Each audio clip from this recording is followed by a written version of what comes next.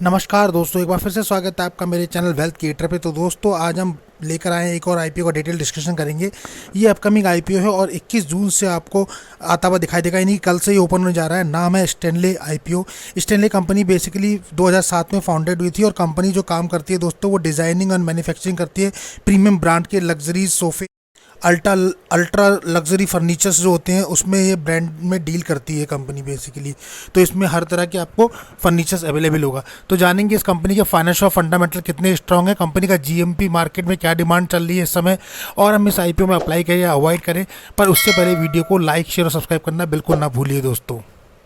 तो वीडियो में आगे बढ़ते हैं और बात करते हैं स्टैनले लाइफस्टाइल लिमिटेड आईपीओ की। बेसिकली ये आईपीओ जो है स्टैनले लाइफस्टाइल लिमिटेड आईपीओ, अगर आप बात करेंगे कंपनी के बारे में तो कंपनी फाउंडेड हुई थी 2007 में स्टैनले लाइफस्टाइल लिमिटेड के नाम से दोस्तों। और बात बेसिकली अगर हम काम की बात करें तो मैन्युफैक्चरिंग करती है सुपर प्रीमियम लग्जरी और अल्ट्रा लग्जरी फर्नीचर जो होते हैं उनको ये सेल आउट करती है। और जो जिस ब्रांड के अंडर सेल आउट करती है उसका नाम है स्टैनले। तो अगर हम बात करें कंपनी के तो किस कैटेगरी में करती है, तो कैटेगरी आपको देखने को मिलेगी सिटिंग कैटेगरी। सिटिंग कैटेगरी में आपको जो फर्नीचर देखने को मिलेंगे सच एज जैसे सोफ़ा हो गया, सोफ़ा बेड हो गया, रेक्टेंगल हो गया, डाइनिंग चेयर्स, डाइनिंग टेबल्स हो गया, चेयर्स हो गए, पफीज़ हो गया, बार्स हो गया, स्टूल्स हो गया, इस टाइप से आपको देखने को मिलेगा। कुशन्स हो गया। दूसरा है केस्ड गुड्स के बारे में करती है, जिसमें आपको प्रोडक्ट देखने को मिलेंगे। गुड्स में अगर हम देखें तो जैसे हो गया है वुड्स के, उसमें हो गया ये वुड से बनाती है, जैसे कॉफ़ी टेबल्स हो गया या डाइनिंग टेबल्स हो गया या टेबल्स हो गया, तो ये इनका कंसोलिंग करती है। तीसरी कैटेगरी की अगर हम बात करें तो किचन की कैटेगरी आपको देखने को मिलेगी, जिसमें किचन और कैबिनेट कैटेगरी है। इस कैटेगरी में भी अगर आपको प्रोडक्ट की वैरायटीज़ देखेंगे तो मटेरियल, फिनिशिंग और स्टाइलिश मिलेंगे। इसमें अगर आप देखते हैं तो आपको मिलते हैं वार्डरोब्स मिलते हैं, लॉन्ड्री मिलती है, यूटिलिटी कप बोर्ड्स मिलते हैं, बार कैबिनेट्स मिलते हैं, शू रैक्स मिलते हैं, प्ले कप बोर्ड्स मिलते हैं और बेड साइड टेबल्स भी मिलती हैं। अगला है मैट्रेस और बेड्स का जो है, उसमें आपको देखने को मिलेगा बेड फार्म्स मिलेंगे, मैट्रेस मिलेंगे, पिलो और एसेसरीज मिलेंगी। पांचवा सेगमेंट आपको मिलेगा ऑटोमोटिव एंड अदर। अगर इस सेगमेंट में देखेंगे तो इसमें मैन्युफैक्चरिंग करती है company shoes that can be customize. देखेंगे तो कस्टमर स्पेसिफिकेशन होता है, इसमें साइज़ है इंक्लूडिंग हाफ साइज शूज़ भी कंपनी बनाती है। अगर हम लेदर से बात करें तो सीट कवर हो गया, गाड़ियों के जो कार ब्रांडेड कार होती है उनके लेदर सीट कवर भी मैन्युफैक्चरिंग करती है। और इसके अपने प्रोडक्ट खुद के होते हैं। आर्टिलरी प्रोडक्ट जो होते हैं या लाइटिंग के स्विचेस के generally imported and sold under private labels पे करे जाते हैं। तो आपको देखने को मिलेगा मतलब कि ऑटोमेटिव और अदर्स कैटेगरी में भी इसके एक तो शूज़ मैन्युफैक्चरिंग करती है जो कि हाफ साइज शूज़ होते हैं, और दूसरा आपको लेदर्स के सीट कवर्स मिलेंगे जो कि मोस्टली कार्स में लगाए जाते हैं, तो ब्रांडेड कार्स में यूज़ होते हैं। तो काफ़ी अच्छा है, मतलब पांचों कैटेगरी यूनिक कैटेगरी में आती है। अब बात कर लेते हैं इंपॉर्टेंट डेट्स की दोस्तों। तो इंपॉर्टेंट डेट्स की क्या होने जा रही है, तो जैसे कि हमने बोला पहले ही, ये कल आईपीओ खुलने वाला है, 21 जून से लेकर 25 जून के बीच में आपको देखने को मिलेगा। फेस वैल्यू रखी गई है ₹2 पर शेयर। प्राइस बैंड कंपनी ने रखा है ₹351 से लेकर ₹369 369 यानी ₹369 पर शेयर। हमको कट ऑफ प्राइस ₹369 ही अप्लाई करना है रिटेल कैटेगरी में। 40 शेयर का एक लॉट होने जा रहा है। 537 करोड़ का टोटल इशू साइज है, जिसमें से फ्रेश इशू की अगर हम बात करें तो 200 करोड़ का फ्रेश इशू है।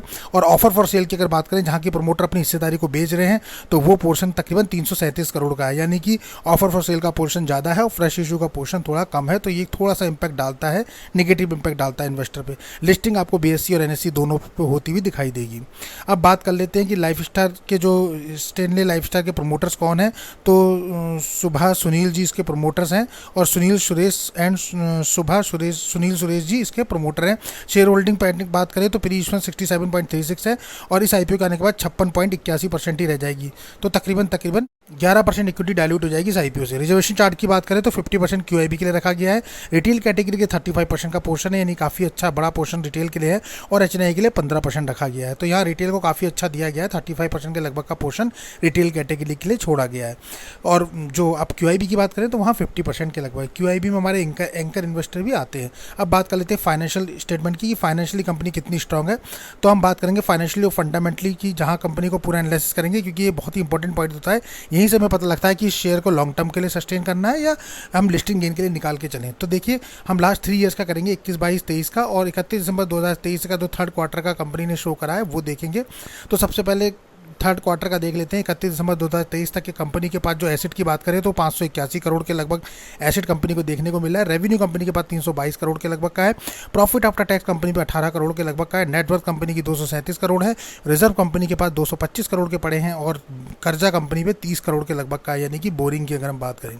लास्ट 3 ईयर में अगर एसेट की बात करें क्या ग्रोथ रही है तो 2021 में कंपनी पास 346 करोड़ के एसेट थे, जो कि बढ़ के 22 में हो गए 422 करोड़ के, और 23 में बढ़ के हो गए 458 करोड़, और आज की डेट में यानी 31 दिसंबर 2023 तक 581 करोड़ है। यानी ईयर बाय ईयर जो है इंक्रीजिंग ट्रेंड में गया है, तो काफ़ी अच्छा गुड साइन दिया है।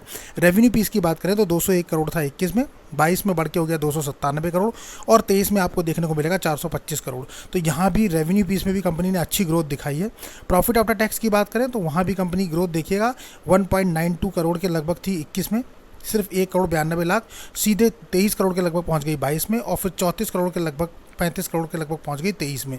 तो यहाँ भी एक्सीलेंट ग्रोथ दिखाई है कंपनी ने, 1 करोड़ से लेके सीधे 34 करोड़ तक की छलांग लगाई है विद इन 3 ईयर्स में। नेटवर्थ की अगर हम बात करें तो 182 करोड़ था 21 में, 22 में बढ़ के हुआ 199, और 23 में 216 करोड़, तो और आज की डेट में 237 है। तो यहाँ भी कंपनी ने सीक्वेंट परफॉर्म किया है और गुड परफॉर्म किया है। रिजर्व और सरप्लस की बात करें तो वो भी काफ़ी अच्छा दिख रहा है। कंपनी का 174 करोड़ का था 21 में, 22 में 191 करोड़ हुआ, 23 में 207 करोड़ के लगभग हुआ, और आज की डेट में 225 करोड़ है। तो काफ़ी अच्छा इंडिकेशन रिजर्व और सरप्लस भी कंपनी के पास अच्छे हैं। बोरिंग्स की बात करें अगर कर्जा कितना था कंपनी पे तो सिर्फ 25 लाख का कर्जा था 2021 में, जो कि बढ़ के 6 करोड़ हो गया 22 में, और 9 करोड़ हो गया 23 में बढ़ के, और आज की डेट में यानी 31 दिसंबर 2023 तक 30 करोड़ के लगभग हो गया। तो ये थोड़ा सा इंपैक्ट डालता है, बैड इंपैक्ट, जहाँ कर्जा इंक्रीजिंग ट्रेंड में बढ़ रहा है, यानी कि डेप्थ इंक्रीजिंग ट्रेंड में है। पर अच्छा साइन है कि कंपनी के पास बोरिंग से ज़्यादा रिजर्व और सरप्लस है। यानी अगर आप देखेंगे तो कंपनी के पास बोरिंग सिर्फ 30 करोड़ की है उधारी, और कंपनी के पास एक्स्ट्रा रिजर्व जो है 225 करोड़ है। तो यानी कभी भी अपनी बोरिंग को क्लोज कर सकती है कंपनी इसके थ्रू, यानी कि कंपनी को हम कैश रिच कंपनी कह सकते हैं, जिसके पास बोरिंग से ज़्यादा कैश अवेलेबल है। तो यानी कि यहाँ कंपनी इस पर डरने वाली कोई बात नहीं है कर्जे के ऊपर, जो कि इंक्रीजिंग ट्रेंड में है, पर यह है कि ज़्यादा नहीं बढ़ना चाहिए। तो कुल मिला के फाइनेंशियली कंपनी अच्छी दिखाई दे रही है। फंडामेंटली अगर कंपनी की बात करें तो मार्केट कैपिटलाइजेशन अब देखने को मिलेगा 2103 करोड़ के लगभग का। ROC 7.92 यानी 8% के लगभग है, तो लो कैटेगरी की मान सकते हैं क्योंकि 15 को अच्छा माना जाता है, फिर भी एवरेज मान सकते हैं। ROC return of capital employed की बात करें तो 8.63 यानी 9% के लगभग है, एवरेज है। डेब्ट टू इक्विटी की बात करें 0.86 है, गुड है, यानी कि 1 से नीचे गुड ही होता है। तो पहले भी हमने बोला RONW रिटर्न ऑफ नेटवर्थ की बात करें तो 8% के लगभग है, ये भी एवरेज है। 13 से नीचे जो है एवरेज ही होता है।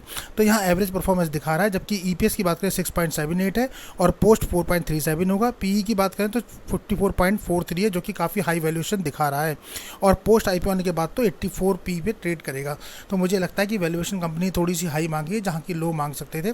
फाइनेंशियली अगर हम कंपनी की बात करें तो फाइनेंशियली कंपनी काफ़ी स्ट्रॉन्ग साउंड शो कर रही है दोस्तों, लेकिन अगर फंडामेंटली की बात करें तो वहाँ थोड़ा सा वीक दिखाई दे रही है, बिकॉज ROC, ROE, डेप्ट, RONW देखें तो तीनों पैरामीटर जो है एवरेज से नीचे चल रहे हैं। तो वहाँ हमें थोड़ा सा दिख रहा है कि थोड़ा सा लूज है कंपनी, लेकिन फाइनेंशियली कंपनी स्ट्रांग है, तो मे बी फ्यूचर में भी अच्छा इंक्रीज कर सकती है। ऑब्जेक्टिव ऑफ इशू की बात करें कंपनी क्यों इशू लेकर आई है, तो दोस्तों इसमें साफ साफ दिख रहा है कि कंपनी को जो है अपने न्यू स्टोर खोलने हैं under the format of Stanley level next Stanley boutique में, और सोफ़ा और मोर स्टेनले प्रोडक्ट जो है लॉन्च करने हैं न्यू स्टोर के थ्रू। ये करना है एक्सपेंडिचर करना है कंपनी को, ऑफरिंग स्टोर्स खोलने हैं, एंकर स्टोर खोलने हैं। तीसरा एक्सपेंडिचर करना है कंपनी को एग्जिस्टिंग स्टोर को जो है रिनोवेशन का काम करना है, जो कि पहले से इनके चल रहे हैं स्टोर, उनमें रिनोवेशन का काम करना है, जिसमें बुटीक है, सोफ़ा है और अदर स्टोर्स हैं। तो कुछ नए स्टोर्स खोलने हैं, पुराने स्टोर को रिनोवेशन करना है, और कुछ नए कैटेगरी के स्टोर्स भी खोलने हैं। चौथा है फंडिंग द कैपिटल रिक्वायरमेंट है, कंपनी को परचेजिंग न्यू मशीनरी खरीदनी है, इक्विपमेंट खरीदने हैं, कंपनी को मेटल सब्सिडी और SOL के लिए भी रिक्वायरमेंट है, और लास्ट है जनरल कॉर्पोरेट पर्पस। तो यानी कि कंपनी पूरा का पूरा पैसा जो है कंपनी की ग्रोथ में लगा रही है, यानी कि यहाँ अच्छा दिख रहा है कि साइन काफ़ी अच्छा है आगे चल के। बात कर लेते हैं ग्रे मार्केट प्रीमियम की दोस्तो69 तो GMP मार्केट में अगर देखेंगे तो काफ़ी अच्छी डिमांड बनी हुई है, यानी कि आते आते IPO 50% पे ट्रेड कर रहा है। अगर देखेंगे स्टेनले IPO तो 369 रुपये के लगभग प्राइस बैंड रखा गया, 162 रुपये GMP है, तकरीबन 44 से 45% के लगभग ट्रेड कर रहा है लिस्टिंग गेन। फायर रेटिंग की बात करें तो 4 आउट ऑफ 5 के लगभग बनी हुई है। 537 करोड़ का IPO का इशू साइज है, 40 शेयर का एक लॉट होने जा रहा है। 21 जून को ओपन होगा, 25 जून को क्लोज हो जाएगा, 26 जून को आपको अलॉटमेंट पता लगेंगे, और 28 जून को आपको लिस्टिंग होता हुआ दिखेगा NSE BSE और BSC दोनों पे। अगर हम लिस्टिंग गेन की बात करें, यानी कि सबसे इंपॉर्टेंट पॉइंट जो है जिसके लिए हम लोग अप्लाई कर रहे हैं, लिस्टिंग गेन के लिए अगर अप्लाई कर रहे हैं तो लिस्टिंग गेन कितना बनता हुआ दिखाई दे रहा है। तो अगर दोस्तों लिस्टिंग गेन की बात करें तो काफ़ी अच्छा लिस्टिंग है। पर लॉट की बात करें तो एक लॉट पे हमें 6,480 रुपये बनते हुए दिख रहे हैं। वो ऐसे 162 रुपये के लगभग GMP ट्रेड कर रहा है और 40 शेयर एक लॉट में मिल रहे हैं, तो 162 इंटू 40 बराबर 6,480 रुपये बन रहे हैं। यानी 15,000 रुपये का IPO में लगाने के बाद 6,480 के लगभग बन रहे हैं। तो तकरीबन मोटा मोटा 21,480 रुपये हमारे हाथ आ रहे हैं डे 1 में ही, आज के डेट में जो बता रहा है। मतलब कि GMP जो है दोस्तों वो अलग अलग बदलती रहती है टाइम टू टाइम, बट जब तक हम वीडियो शूट करें तब तक ये जो GMP है 44 से 45% दिखा रही है। तो काफ़ी अच्छा लिस्टिंग गेन दिखा रहा है। 15,000 में कम से कम 21-22 रुपये आपके बनते हुए दिख रहे हैं। तो मुझे लगता है कि ये IPO भी ओवर सब्सक्राइब कैटेगरी में जाने वाला है। पर इतने सारे IPO एक साथ आ गए हैं दोस्तों इसी वीक में, और कुछ अगले वीक में आने वाले हैं, तो मुझे लगता है कि थोड़ा पैसा कहीं फंस जाएगा। तो मे भी शायद कम या बट ज़्यादा सब्सक्राइब हो, लेकिन सब्सक्राइब होंगे क्योंकि कंपनी के फाइनेंशियल काफ़ी अच्छे हैं। फंडामेंटली कंपनी थोड़ी सी वीक है और फाइनेंशियली कंपनी गुड है। तो मुझे लगता है कि लॉन्ग टर्म में भी लोग सोचेंगे। पर यहाँ कोई भी बाय और सेल का रिकमेंडेशन आपको नहीं दिया जा रहा है। आपको अपना रिस्क और अपना एनालिसिस खुद करना है। ये वीडियो सिर्फ नॉलेज पर्पज से बनाया है, जहाँ हमें कंपनी के बारे में आपको बताते हैं, उसके स्ट्रॉन्ग पॉइंट, उसके वीक पॉइंट, और डिसीजन आपको लेना है। तो मुझे लगता है कि हमें वेट और वॉच करना चाहिए और फर्स्ट डे के सब्सक्रिप्शन के बाद ही कोई डिसाइड करना चाहिए कि हमें अप्लाई करना है या नहीं करना है। तब तक GMP का भी हमें क्लियर हो जाएगा कि GMP अप ट्रेंड में जा रही है या डाउन ट्रेंड में फिर से ट्रेड करने वाली है। तो दोस्तों बस एक छोटा सा वीडियो था। अगर वीडियो आपको पसंद आता है तो उसको दोस्तों के साथ लाइक, शेयर और सब्सक्राइब करना बिल्कुल ना भूलिए दोस्तों। मिलते हैं अपने ही ऐसे ही नेक्स्ट वीडियो में। टिल देन, तब तक के लिए नमस्कार।